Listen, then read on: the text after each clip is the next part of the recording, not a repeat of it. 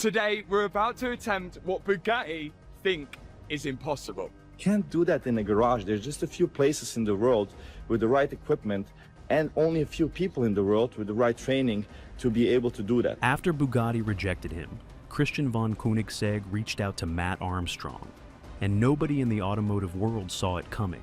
Bugatti's CEO had just gone public, telling the world that Armstrong had no business dismantling one of the most expensive cars ever built. No factory tools, no authorization, no support. Bugatti's position was unmistakable. And then, Front end's off, so two wings and the bumper is off, even though it's kind of all one piece. That was probably not the way how to take it off. While that rejection was still echoing across the automotive internet, something extraordinary happened. Christian von Koenigsegg, founder of one of the rarest hypercar companies on Earth, reached out to Armstrong, not to warn him, not to side with Bugatti, to send him official Koenigsegg merchandise, straight from the factory. No announcement, no explanation, just a quiet, deliberate gesture from a man who builds fewer than 40 cars a year, delivered at the exact moment it would carry the most meaning. What that move signals about power, ownership, and who truly controls these machines. It's exactly what this video reveals. And now we've got to figure out a way of how we're going to fix that so we can put it all back together and join the front half back to the rear. The package nobody expected. The workshop where Matt Armstrong works is not a factory. It does not have Bugatti's diagnostic software, Koenigsegg's torque specifications, or Ferrari's proprietary repair manuals. What it has is a documented record of some of the most technically ambitious independent automotive rebuilds ever filmed, and an audience of millions who have watched every weld, every wiring diagram, every moment where an expensive project looked like it might not make it back. Armstrong's reputation was built entirely without manufacturer support. The Lamborghini Revuelto, a hybrid flagship worth approximately £425,000, was torn apart and reassembled on camera. An advanced hybrid platform with complex electrical architecture that most authorized dealers would hesitate to touch without factory equipment. The Ferrari 296 GTB. This car needs to be rolling in order for us to get it home, because it needs to go on a trailer. It needs to go on a trailer to get on a shipping container to get it to Greece, and then traded from Greece all the way back to the UK. Required solving electrical and mechanical restoration challenges that no official manual ever anticipated an independent builder would face. These are hybrid systems with intricate battery management, regenerative braking integration, and electronic control modules that need specialist knowledge to navigate correctly. Armstrong navigated them anyway. Before those projects, there were the Murcielago, the Aventador, car after car from the top shelf of the automotive world, a catalog of high-end salvage builds that should not have been possible without factory cooperation. Each one was documented in full, every mistake shown, every solution explained. The audience grew because it trusted what it was watching, and yet none of those manufacturers, Lamborghini, Ferrari, none of them, not once through any of it, through hundreds of thousands of pounds invested in their cars, ever sent Armstrong so much as an acknowledgement. Here's the catch: Koenigsegg did, and they did it without being asked. The package contained official hoodies, t-shirts, and premium branded Koenigsegg merchandise. Items that, in the normal hierarchy of the hypercar world, are reserved for people who have just spent $1 million or more on one of the 60-odd vehicles the company produces each year. Koenigsegg initiated contact with a builder who had never touched their cars, never pitched a collaboration, never spent a single pound with the company. They reached out, and the timing, the specific timing, against the backdrop of what was happening with Bugatti, made it mean something far larger than a gift package. What most people don't realize is that the automotive community had already been asking a question out loud for months before that box arrived. Look at this. I got this in the post. Bearing in mind, I've never bought a Koenigsegg in my life. Got a little note, say they watch the videos. I got loads of like hoodies, t-shirts and merch. Not about Matt Armstrong specifically, about who actually owns a hypercar once it leaves the factory, about whether a safety argument can also be a control argument, about whether a manufacturer's refusal to sell parts to an independent builder is engineering responsibility or something else entirely. Koenigsegg's gesture did not answer that question directly, but it confirmed something that a lot of people had been feeling without being able to name it, that not every hypercar manufacturer sees independent builders as the enemy. The crazy part is, to understand why that matters, you have to go back to the car that started all of this. A $6 million Bugatti, a crash, and a public confrontation that turned the repair rights debate from a niche discussion into something that reached every corner of the automotive internet. The car that changed everything. The Bugatti Chiron Pour Sport is not a car that gets rebuilt in a regular workshop. It is one of 60 ever made. It cost $6 million. It was engineered at a factory in Molsheim, France, by a team of specialists with tools that do not exist anywhere else on Earth. And it was sitting, damaged, opened up, taken apart, inside Matt Armstrong's workshop, because its owner had made a decision that Bugatti's CEO found deeply objectionable. The car had been crashed. The insurance company paid out. Most owners in that position take the money and move on. This owner bought the damaged car back. Then he called Armstrong and asked a single question. Can this be repaired? When the car arrived, the answer was not obvious. The interior was stripped immediately. See what I want to do. I brought my auto with me. I want to see if this will actually even read the car, because so many issues have happened when we've come to do a car, like a new type of car or a rare car, and we can't read it with the auto. Seats, carpets, trim, airbags, all of it pulled out and cataloged. Body panels came off, and as the layers came away, the damage underneath got worse. The gearbox casing on both sides of the car showed what appeared to be serious cracking. On a machine that is engineered to exceed 250 miles per hour, that is not a cosmetic problem. That is the kind of damage that can end a project or end a driver if it is not addressed correctly. To inspect the gearbox properly, the rear of the car had to be separated from the front.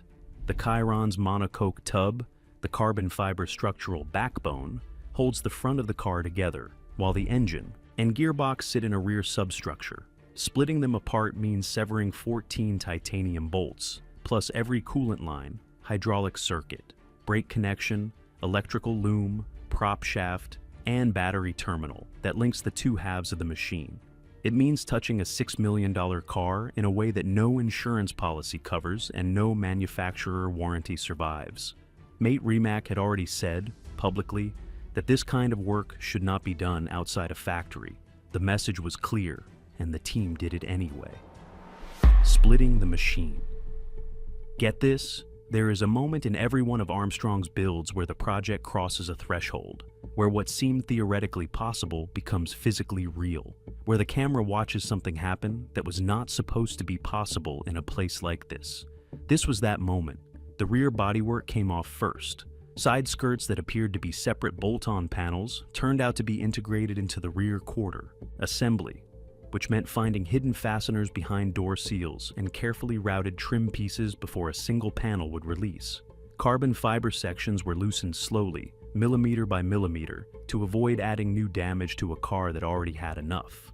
The next step is all of this mess. There is still a lot to go, loads of little pieces to come off. When the quarter panels finally came free, they revealed something unexpected. Much of the Chiron's outer structure was bolted on rather than bonded. A car this advanced was also, in places, more modular than anyone had assumed. The engine cover came off with 2 bolts. The W16 sat underneath it, fully exposed. The rear wing unbolted cleanly. The bumper and diffuser came away as a single unit. And then, the real disconnection began. The battery, not a standard unit, 4 terminals linked together, came out first. The prop shaft was marked for position and removed. Coolant lines were opened, every drop of fluid collected, because without factory documentation, nothing can be assumed to be replaceable from an ordinary supplier. Hydraulic lines, multiple circuits running front to back, controlling the nose lift suspension among other systems, were carefully bled out, the green hydraulic fluid captured in containers. Brake connections at each rear wheel were freed. Inside the cabin, the accelerator pedal came out to access wiring buried under the carpet. What most people don't realize is what they found when they got into that wiring. Every cable in the loom appeared white, no color coding, none. On a car designed to be serviced by Bugatti's own technicians using Bugatti's own diagnostic equipment, there was no visual shorthand for independent troubleshooting. If something went wrong in that wiring in the future, a fault, a short, a fire, tracing it without factory documentation would be an enormous challenge. It was one of those details that said something, quietly, about who this car was designed to be repaired by. Eventually, the front loom separated from the rear. The coolant reservoirs came out, separate systems for the engine and the turbochargers. Very, very similar to the Volkswagen Group, like all the bolts that they use. But I've never known a car to use this many bolts to hold things on. Hidden structural bolts became accessible. One by one, every physical connection between the front and rear of the car was severed. And then, there were only the 14 titanium bolts. The car went up on the lift. The first bolt came out cleanly, then the next. No factory tools, no proprietary equipment, no authorization from anyone in Molsheim, just mechanical understanding, careful hands, and a willingness to do what the CEO of Bugatti had publicly suggested was irresponsible. But here's the catch. When that last bolt came free, and the two halves of a $6 million hypercar separated inside a regular independent workshop, something shifted, not just in the physics of the repair, in the argument, because Rimac had said this couldn't be done safely here. And here it was, being done. The war over who owns these cars. The separation of the Chiron was not the beginning of the conflict with Bugatti, it was the escalation point. The conflict had started earlier, and it had started with a question that was simpler and more revealing than any technical debate about gearbox casings. Why won't Bugatti sell headlights? Mate Rimac went public about the Chiron rebuild and made Bugatti's position explicit. The company did not support independent repair for this type of car. His argument rested on safety. The Chiron had hidden structural damage that required factory-level assessment. The carbon fiber monocoque might have internal cracks that weren't visible. The gearbox housing was compromised. A car capable of exceeding 250 miles per hour could not be returned to the road unless the people putting it back together had tools and training that existed in only a handful of locations globally. He also addressed the headlight pricing rumor that had been circulating online. The claim that each unit cost $150,000. Rimac confirmed the real figure was approximately $25,000 per light, around $50,000 for the pair. He explained the economics. Headlights. Now, when we got a quote from Bugatti, I think it was a pair of headlights was $150,000. And this is one headlight, and it actually does work. Small production volumes mean every research cost is amortized across far fewer cars, making each individual part extremely expensive. The math was fair, the transparency was appreciated, but here's the catch. The safety argument has a problem. Headlights are not structural components. They do not bear load. They do not connect to the monocoque, or the gearbox, or the brake circuits. Installing a headlight does not require splitting the car in half. It does not require factory diagnostic equipment. It does not require any of the specialized tools Rimac described as essential for structural work. FX Alex G made this point publicly and directly. If Bugatti's refusal to support independent repair was purely about safety, they could still sell non-structural parts. Lights, trim pieces, cosmetic panels, components that carry no safety implications, through appropriate channels. But Bugatti's policy appeared to extend to almost everything. Safety was the stated reason. But the effect was total control over who could maintain, repair, or restore any Bugatti vehicle, anywhere, for any reason. And get this, that distinction matters enormously to anyone who has ever bought a car.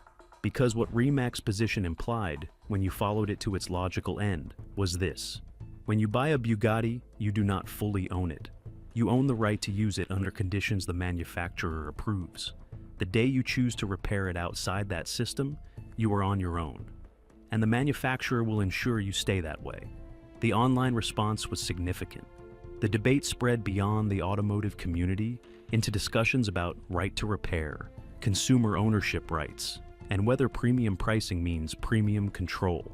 People who had never heard of Matt Armstrong, were suddenly invested in the outcome of his Chiron rebuild. Not because of the car, but because of the question it was asking. Who controls what happens to an object after you've bought it? At what point does a manufacturer's responsibility end and an owner's rights begin? Those are not simple questions, and the automotive industry is not the only place they're being asked right now. But the hypercar world has made the conflict unusually visible, unusually personal, and unusually public. Because Armstrong films everything, and because Rimac responded publicly, and because the whole confrontation played out in a format where millions of people could watch both sides and decide what they thought. Some sided with Bugatti. These are extraordinarily complex machines, the argument goes, integrated systems operating at the edge of what engineering can safely achieve. Catastrophic failure at 250 miles per hour is not a recoverable event. If the people repairing the car do not have the right tools, the right training, and the right documentation, then someone could be putting a dangerous vehicle back on the road. That is a legitimate concern. A lot of stuff missing off the back, okay? I've just been thinking more and more as I'm doing this. Alex drove this car a lot. Rimac was not wrong to raise it, but the headlights, that is where it kept coming back to. Bugatti had reportedly offered to repair the Chiron themselves. The owner had declined. That decision launched the most watched independent hypercar rebuild in the history of the internet. Rebuilding without a roadmap. The rebuild continued with no manufacturer support of any kind, no parts catalog, no factory specifications, no official acknowledgement from Bugatti that the project existed. What most people don't realize is the depth of what that means practically. The Bugatti horseshoe grille, for example, is not purely decorative. It is structurally integrated into the front of the car, which means fabricators could not simply shape something that looked right. They had to rebuild something that carried load correctly while maintaining the design language that makes a Chiron identifiable at a distance. That is not body shop work. That is engineering work, done without engineering documentation, on a structure that no independent fabricator has ever been asked to replicate. Carbon fiber panels could not be sourced from Bugatti. The team had to either repair damaged sections using advanced composite techniques requiring controlled temperatures and specialized tooling, or locate alternative suppliers capable of manufacturing to the correct fiber orientation and thickness specifications. For a car this rare, there is no aftermarket ecosystem. Every solution had to be found, negotiated, or fabricated from scratch. And every time a solution was found, it was documented publicly. Because the project had long since stopped being just a rebuild, it had become a demonstration. The airbag systems presented another layer of complexity. Rimac had pointed out in his public statements that hypercar airbag systems are calibrated specifically for crash performance. They are not generic components that can be swapped from a parts bin. The calibration data, the deployment thresholds, the sensor networks that trigger them, all of it tied to systems that Bugatti programs in-house.